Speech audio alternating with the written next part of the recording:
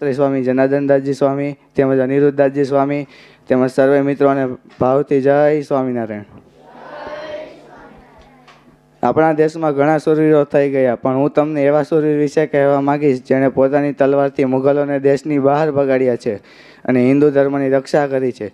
જેણે પોતાની તલવારના બળથી ઘોડા હોતા માણસને ચીરી નાખ્યા હોય તેવા ચિત્તોડગઢના રાજા મહારાણા પ્રતાપ।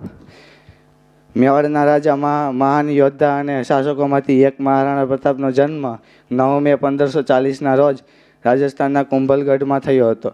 9 મેના રોજ દેશભરમાં મહાન રાજા મહારાણા પ્રતાપની જન્મજયંતિ ઉજવણી કરવામાં આવે છે।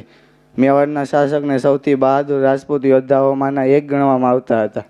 તેઓ મુગલો સામેની યાદગાર લડાઈ માટે જાણીતા છે। 9મી મેનો દિવસ તેમની બહાદુરી અને હિંમતની યાદમાં ઉજવણી કરવામાં આવે છે। મહારાણા પ્રતાપ મેવાડના 13મા રાજા હતા। તે 25 ભાઈ બહેનોમાં સૌથી મોટા હતા। મહારાણા પ્રતાપનું જીવન સંઘર્ષોથી ભરેલું હતું। તેમને જીવન પર ઘણી લડાઈઓનો સામનો કરવો પડ્યો। જ્યારે મુગલોએ ચિત્તોડગઢ પર હુમલો કર્યો ત્યારે તેમના પિતાએ ભાગવું પડ્યું અને મહારાણા પ્રતાપને મુશ્કેલ સંજોગોમાં ઉછેરવા પડ્યા। મહારાણા પ્રતાપ એક બહાદુર યોદ્ધા હતા। તેઓ તેમના રાજ્ય અને રાજ્યના લોકોની સ્વતંત્રતા માટે થઈને મુગલો સામે લડ્યા હતા। હલ્દી ઘાટીના યુદ્ધમાં મહારાણા પ્રતાપ અને સામેર માનસિંહની આગેવાનીમાં અકબરની સેના સામે લડ્યા। મુગલો જીત્યા અને મોટી સંખ્યામાં મેવાડોને મારી નાખ્યા, પરંતુ મહારાણા પ્રતાપને પકડવામાં નિષ્ફળ ગયા। આ યુદ્ધ ગોંગુંડા નજીક એક સાંકડા પહાડી વિસ્તારમાં થયું હતું। પ્રતાપસિંહની તરફેણમાં લગભગ 3000 સૈનિકો અને ઘોડેસવારો અને 400થી વધુ ભીલ તીરંદાજો હતા। અંબરનો સેનાપતિ જેણે 5-10 હજાર સૈનિકોનું સેનાનું નેતૃત્વ કર્યું તે મુગલ સેનાપતિ હતા। 6 કલાકથી વધુ સમય સુધી ચાલેલા યુદ્ધમાં મહારાણા પ્રતાપ ગંભીર રીતે ઘાયલ થયા હતા।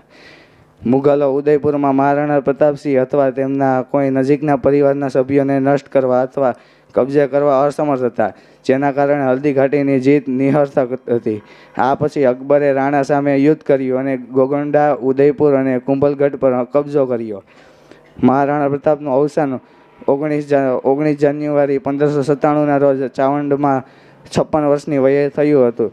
સૌથી મોટા પુત્ર અમરસિંહ એક તેમના અનુગામી બન્યા। મહારાણા પ્રતાપે તેમને મરણ પથારીએ તેના પુત્રને કહ્યું, મુગલો સામે શરણાગતિ ન સ્વીકારતો અને ચિત્તોડ પર આપણી સત્તા સ્થાપજે। અસ્તુ, જય સ્વામિનારાયણ, હરે હરે।